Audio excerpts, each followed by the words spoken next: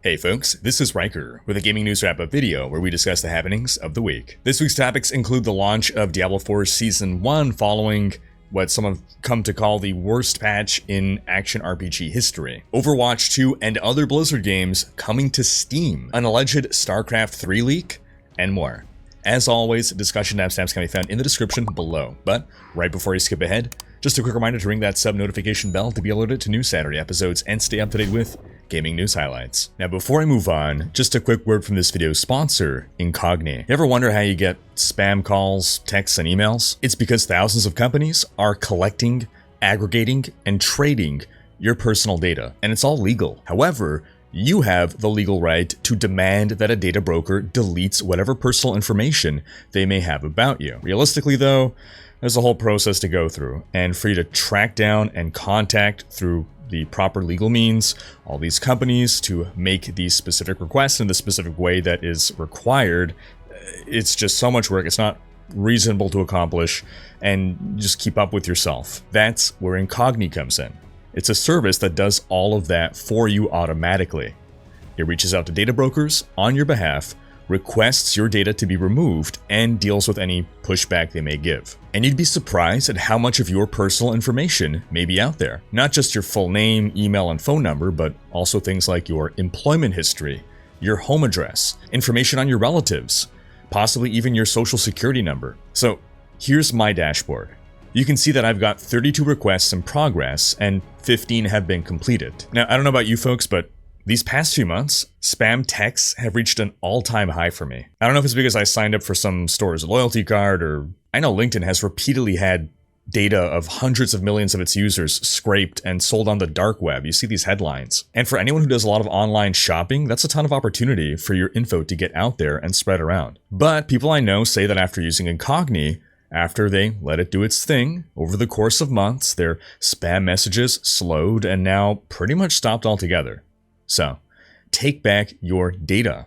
Stop the spam. Go to incogni.com/Rhykker and use code Rhykker to get an exclusive offer of 60% off. That's incogni.com/RHYKKER and use code Rhykker, or click the link below to take your personal data off the market. So, kicking off with Diablo news, in case you've missed the hubbub, maybe you're wondering, hey, why is Diablo's review score on Metacritic plummeting by the minute? As of the time of this recording, it sits at a 2.3, and who knows, by the time I actually edit the video to take the screenshot, it might have dropped even more. Now, why, you might ask, is the review score dropping from wherever it was previously, which was at least 2 to 3 times higher? Well, this comes following the patch notes that came out earlier this week. Just 2 days before the start of Season 1, we got the patch notes to a patch that would dramatically nerf character damage output and character survivability, which blindsided a lot of the community, and no one enjoys nerfs. In general, you can always expect negativity when you get nerfs, but just the scale of the negativity was unprecedented, and while there were buffs, in general, it was very much a downer patch. I got a full breakdown on the patch notes over here, but I have not seen the Diablo community so upset since Diablo Immortal. This wasn't as big as Diablo Immortal, but it's probably the second most upset I've ever seen the community. Everyone was hyped up for a big, exciting Season 1 patch, hoping for things like quality of life changes, hoping for more features, more content, and were instead served a big platter of nerfs, which I'm someone who has advocated for years for nerfs, but when that feels like it's the predominant thing on the menu, it's a feels bad man moment. The devs almost immediately started to walk back some of the nerfs or changes that they had made in those patch notes. For instance, they had put a minimum level required to get to World Tier 2 and World Tier 3. They almost instantly removed that, which was a great change. They fixed an issue where the amount of cinders that were dropping in Helltide was accidentally less. That was just a bug. Again, they fixed that. And then they also addressed the issue of people saying, well, hey, with the new season mechanic, Malignant Hearts, now we don't have the ability to put skulls in our jewelry sockets for more armor, which is needed for survivability if we want to actually be using these new season items. So what they actually did, the devs, was have the Malignant Hearts give armor. So that was actually a great change. I'm pretty sure the amount of armor they give is more than what you get from a skull. So overall, it's actually a net buff to defenses versus the skulls. One positive change in the patch notes that sort of went under the radar was that they limited the level requirement on sacred and ancestral gear. So ancestral gear will never have a higher level requirement than 80. It's still going to be a more powerful piece of item. The item power will continue to rise, but if you're a level 100 character 2 weeks ago and you had an item drop, it would have a minimum level requirement of 100 in general, which made giving the item away to another person for trade very difficult, or otherwise giving it to an alt, you'd have to get your alt up to level 100.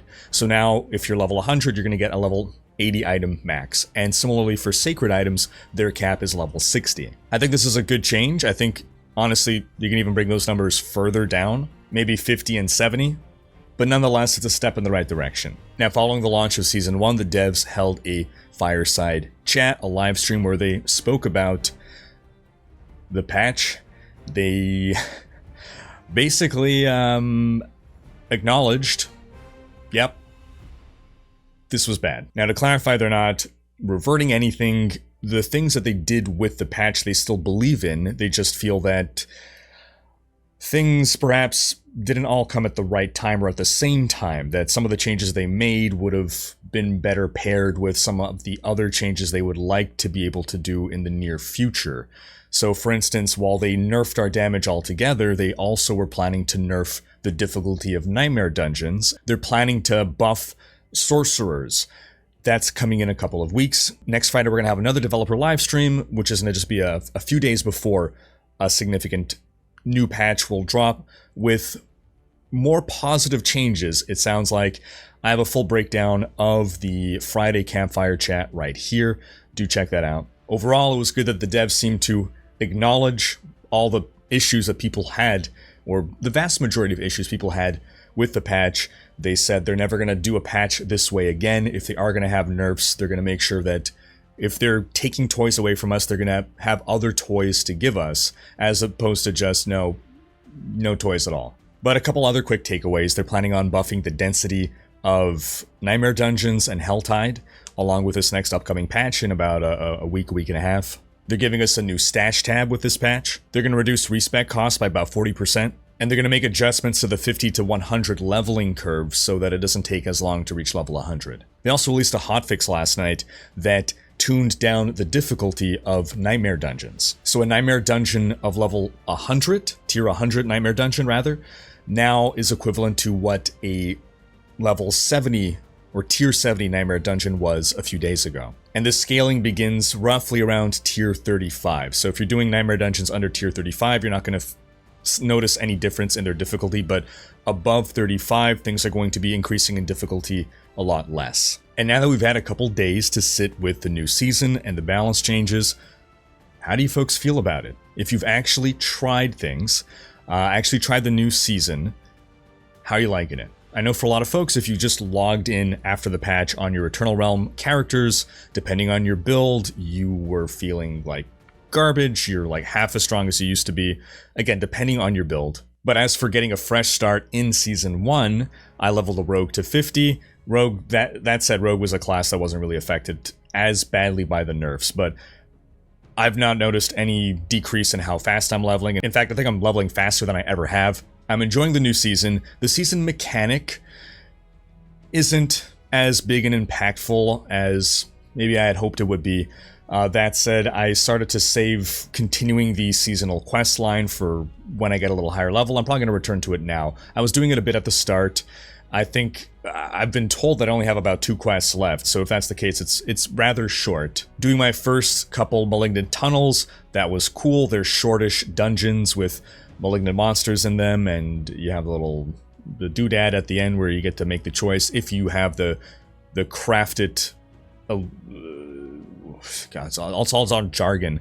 Whatever, the bauble to pick the heart that you want. But outside of seeking out those malignant tunnels, when I randomly happen upon a malignant monster in the open world, most of the time I don't even realize it until I've already killed it, and I'm like, oh, there's a heart on the ground there. I guess that was a malignant monster. So I certainly haven't felt a big impact of the season theme in my leveling process so far. That said, I hear for necromancers, the hearts are really impactful, or can be really impactful, even in the early game. So far, I haven't found a heart on my rogue that is too game-changing to me. I'm just using them because they're giving me extra armor. Again, though, that's my experience. I turn the question, what has your experience been? Sound off in the comments. Oh, also a PSA, folks. If you have purchased the Ultimate Edition of Diablo 4 and you go into your game menu, you'll see that you have a button to redeem your battle pass. If you click on that, it automatically redeems it. There's no confirmation menu. It automatically redeems it, and it gives you the 20 tier skip. So if you click on that even accidentally, it's going to redeem it, and it's going to consume your 20 tier skip.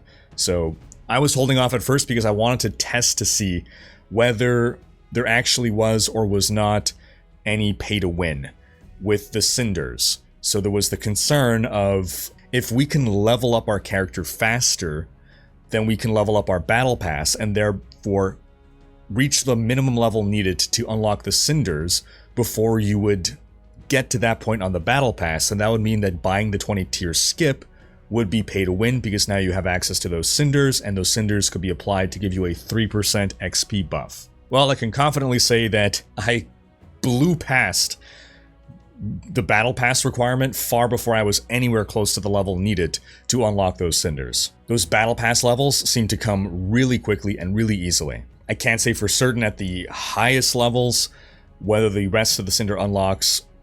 Maybe something funky will happen there, but it seems unlikely at this point. And lastly, for Diablo news, Blizzard had its quarterly earnings report recently, and in it we learned that Diablo 4 has sold 10 million copies. They explicitly said that as of the end of the second quarter, Diablo 4 had sold through more units than any other Blizzard title at an equivalent stage of release. So that would have been at the end of June. But we can compare to Diablo 3, Diablo 3 being one of the best-selling PC games of all time. By the end of the second quarter of 2012, it had sold 10 million copies as well, but it had a head start. It released in May. By the end of 2012, Diablo 3 had reached 12 million copies sold, so that took another 6 months just to get another 2 million copies. And then by May 2013, it had sold 14.5 million copies. So all this to say, I expect a similar pattern for Diablo 4. And remember, when Diablo 3 released, tons of people hated it. Now folks, if you're going to be playing Season 1 of Diablo 4, you can check out my video on the top 10 builds that I recommend for Season 1. This list will probably, hopefully, change following the patch in a couple weeks that's going to buff sorcerers and hopefully barbarians. But as of now, this is my top 10 list. I myself am playing the number 1 build on the list that I'm recommending. And if you're looking to level up fast in the new season, I have this video here with tips on how to do so. This video contains tips on how to optimize your playtime. It's not telling you exactly what the absolute fastest thing to do is, which it does seem to be. It's grinding strongholds halfway through completion and resetting them over and over and over. That is the literally fastest thing to do, but I can't. I just can't do that. I like to have fun. And so we talk about what's the fastest, most efficient thing you can do while having fun. And again, I feel I've been leveling faster than I've ever leveled before. One thing I will mention that I forgot to mention in that video, though, is the Gathering Legions events. These pop up about once every half hour. You can see them coming up on a Helltide tracker website, helltides.com. These give great XP.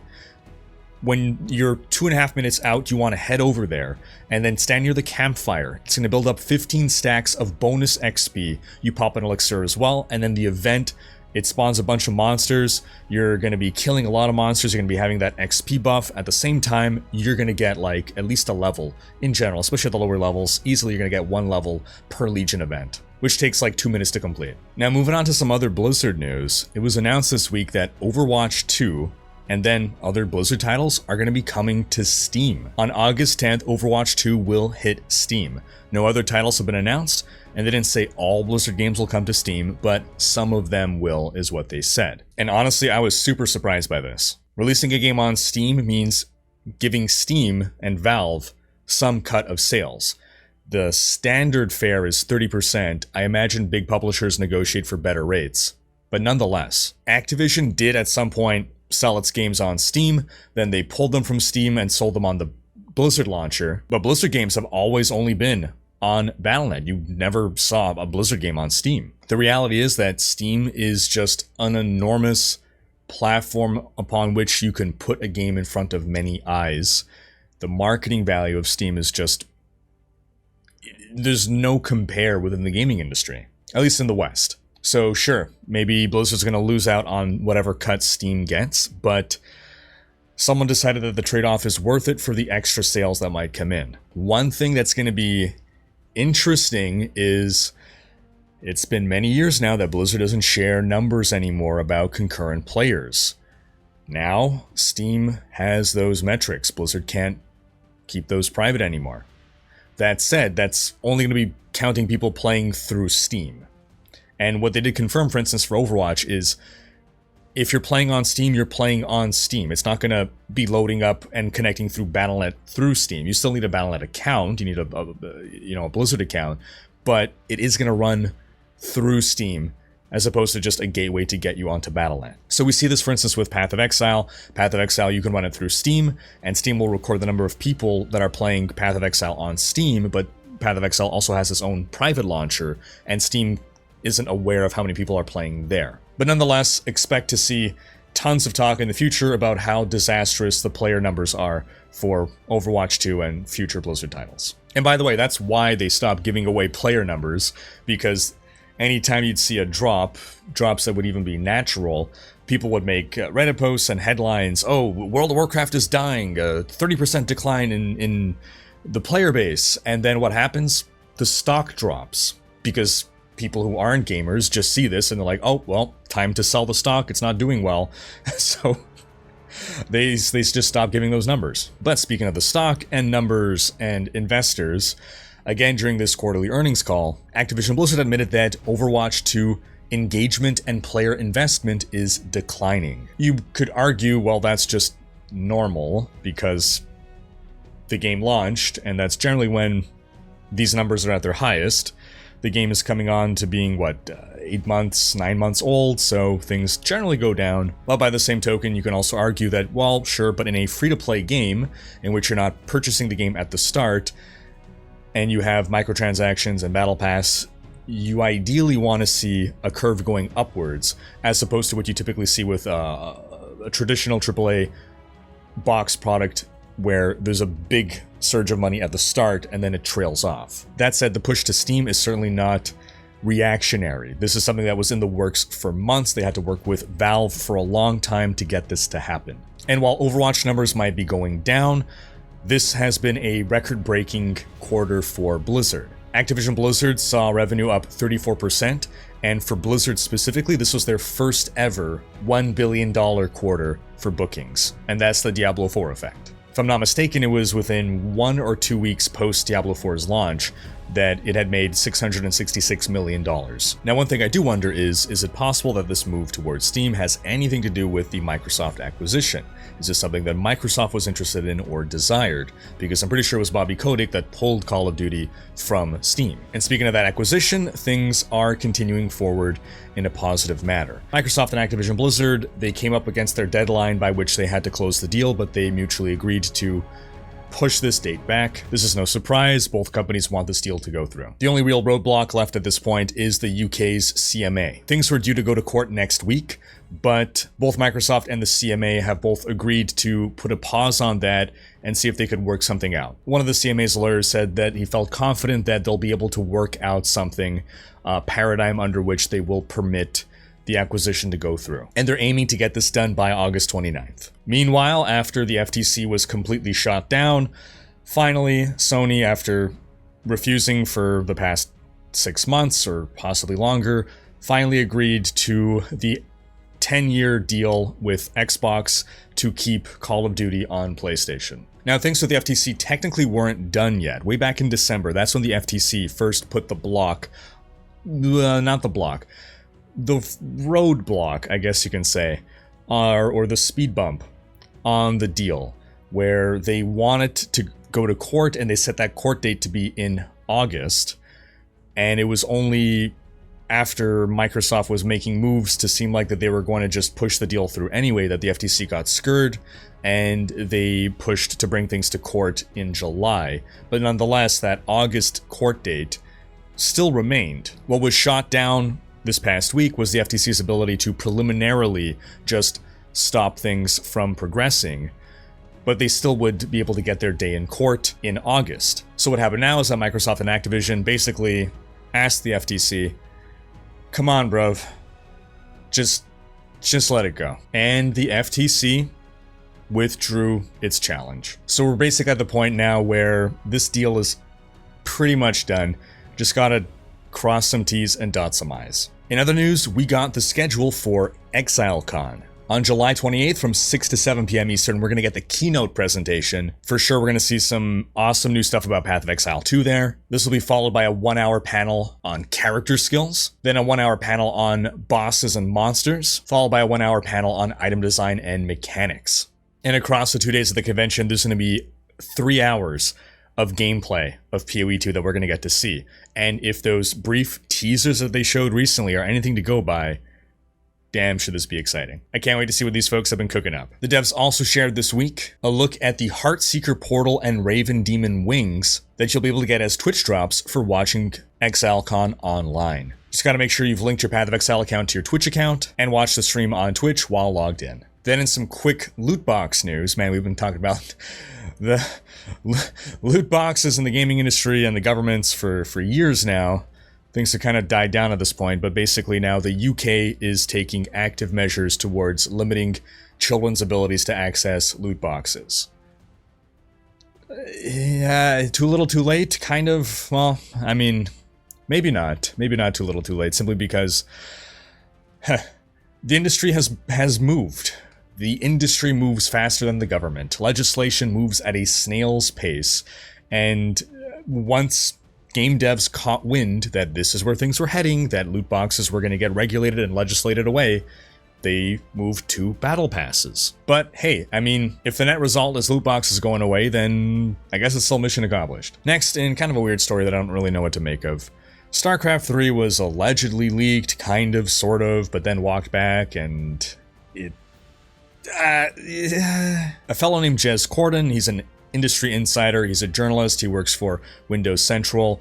He tweeted, possibly while drunk, it's unclear, some stuff that highly suggested and then effectively confirmed that StarCraft 3 is in production. In response to a tweet that asked him, do you think Xbox will have any interest in reviving StarCraft if the deal goes through, he replied, Microsoft won't need to revive StarCraft. So far, that's fine. I do believe that there's still vested interest in doing something with the StarCraft brand, probably something on mobile. Someone else then asked him, StarCraft 3? And he replied, yep. They asked, you know anything? He replied, yep. Then once people got wind of this and started to post news articles, he tweeted, I'm walking that back a bit. Don't use drunk sources.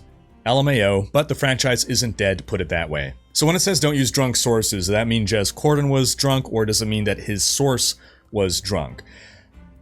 I can't believe StarCraft 3 is in development at Blizzard. It doesn't make sense. They dismantled their RTS team. Everyone left when they realized that StarCraft 3 was not being made. When they were fully believing that under Activision, StarCraft 3 would never get made, all the RTS talent at Blizzard left to make another studio or left for other studios, and now we have Frost Giant that is making their version of StarCraft. We have the former StarCraft team now making their version of StarCraft that they were not allowed to make under Activision. So I cannot believe that a StarCraft 3 as is being made. So I'm 100% willing to believe that there's something StarCraft related in development, and again, probably on mobile. Probably a spin-off though, probably not StarCraft 3. Maybe there was some miscommunication, maybe someone told Jez Corden that some StarCraft game was in the works, maybe that person isn't on the team, they're in Blizzard, they were drunk, they said StarCraft 3 and they didn't really know what they're talking about. That's what I'm more so willing to believe than an actual StarCraft 3. Whatever this StarCraft project is though, whether it's StarCraft 3 or not, I think BlizzCon is probably a good time for it to be unveiled, because they need to have something to show at BlizzCon, and I'm not too sure at this point what it would be. We're not going to get the reveal of a Diablo 4 expansion because It's too early for that. We're not going to get the reveal of Blizzard's survival game, too early for that. Blizzard always tries to frame BlizzCon around one major announcement at the start of the show, and it can't be that they're going to have nothing. We know that they have in the pipe a number of projects. Now, it could be the reveal of the next World of Warcraft expansion. There's cycles every 2 years, meaning we just had the release of Dragonflight in late 2022, so it does line up that yes, they're going to reveal the next expansion at BlizzCon so that it releases a year after that to continue with that 2-year cycle. So at the very least, we'll be getting a WoW expansion reveal. Then in some quick Baldur's Gate 3 news, we learned that the game is going to have a lot of different possible endings. They didn't give an exact number, but they said it's going to be in the low double digits, so probably somewhere 10 to 20 true different endings, but they said that the different permutations come out to be 17,000 different permutations of endings. And I ask you folks, are you interested in Baldur's Gate 3? It's a game that I'm interested in, and I generally don't have time to play games that I'm not covering for work purposes, so if enough of you are interested in Baldur's Gate 3, I'd be happy to give you guys some Baldur's Gate 3 content. In some quick Spider-Man 2 news, we got the story trailer for the game. We get to meet Harry Osborn, Peter's best friend. The game picks up about 9 to 10 months after the previous game, and Venom is absolutely looking great. We also got a story trailer for Armored Core 6, which again is releasing August 25th. Really nice trailer, presents a really bleak view of what you're up against and how easily you're gonna die in this game. It's nice to see From Software doing something completely different from a Dark Souls game. I know that's what everyone wants from them, but I'm glad they get to express their creative range. And that's gonna wrap up this week's video. But do be sure to check out last week's video in which we covered the grand finale of the court case between Microsoft and the FTC, which has now led us into this aftermath phase that we're in. Thanks for watching. Special thanks to my Twitch, Patreon, and YouTube supporters for making these videos possible. If you enjoyed this video, please share it, check out these other videos, and subscribe to join Rhykkers Raiders for more gaming content.